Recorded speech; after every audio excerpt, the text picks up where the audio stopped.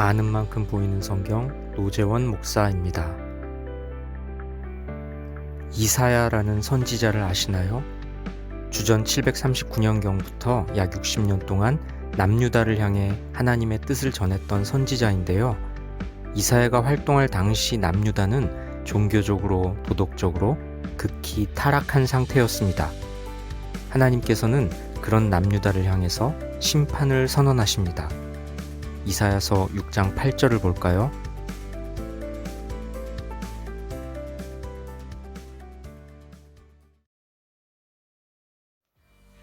하나님께서 타락한 유대 백성을 향해서 심판을 선언하시려 합니다. 그런데 심판의 메시지를 전할 사자를 찾으십니다. 내가 누구를 보내며 누가 우리를 위하여 갈꼬. 하나님께서는 쓰실 만한 자들이 없다며 안타깝게 탄식하십니다. 어떤가요? 이 장면이 무겁게 다가오지 않나요? 오늘날 기독교인임을 자청하는 자들은 너무나 많습니다. 그런데 정작 하나님께서 쓰시려고 한다면 쓸만한 이들이 얼마나 될까요? 나 자신은 하나님께서 쓰실 만한 하나님의 도구입니까? 그런데 이사야가 이렇게 대답합니다. 내가 여기 있나이다. 나를 보내소서. 하나님의 뜻을 전할 일꾼을 찾는 주의 음성에 이사야는 자신이 가겠다고 힘차게 대답합니다. 즉각적으로 순종한 것이죠. 그런데 이사야의 사명은 그렇게 녹록한 것이 아니었습니다. 이어지는 구절을 볼까요?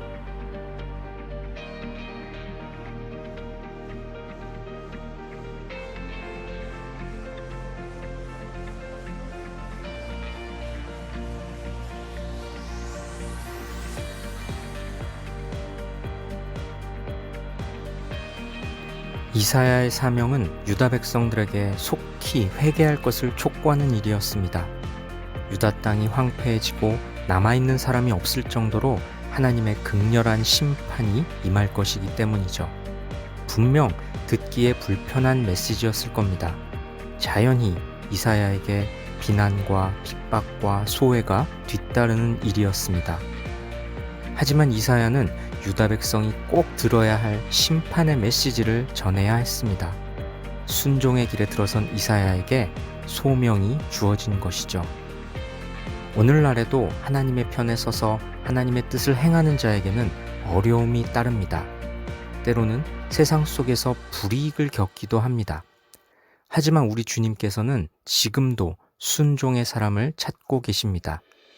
죄악으로 가득 찬 이 시대에 하나님의 말씀을 전할 사람을 찾고 계십니다. 내가 누구를 보내며 누가 우리를 위하여 갈꼬. 애타게 찾으시는 우리 주님의 음성에 내가 여기 있나이다. 나를 보내소서. 이렇게 즉각적인 순종의 외침으로 화답하는 믿음의 사람들 되시기를 주님의 이름으로 축복하고 권면합니다.